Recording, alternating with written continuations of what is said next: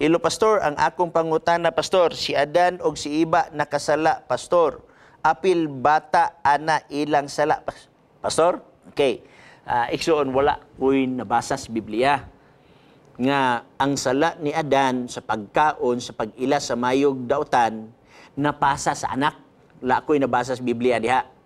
Ang nabasa nako sa Biblia, igsoon, ang sala sa amahan, dili sala sa anak.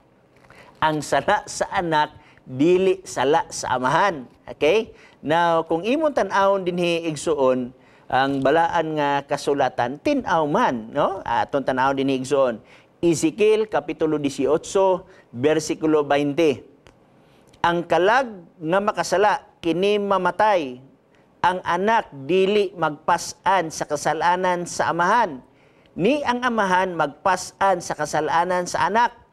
Ang pagkamatarong sa matarong anha kaniya og ang pagkadautan sa dautan anha kaniya.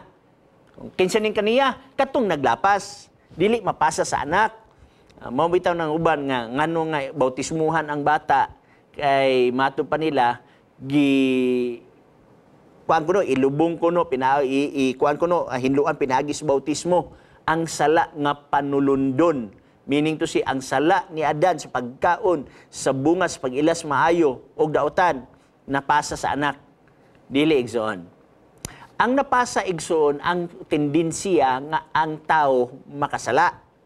Mamanggani nga ang Salmo 51, versikulo 5, adunay gisulti, mauni ang tendensiya sa pagpakasala. Nga tanan tao na biktima ini. Okay, katapusan bersikulo ako basaw no kay atong dawaton ang caller no. Dinhi sa bersikulo 5, ani karon ako nataw sa kasalanan og sa sala gipanamkon ako sa inahan. Wala ingon nga napasa ang sala sa iyang pagkatao kundi nataw sa kasalanan, meaning ang tendensiya sa pagpakasala na og ang sala nga gipanamkon sa akong inahan.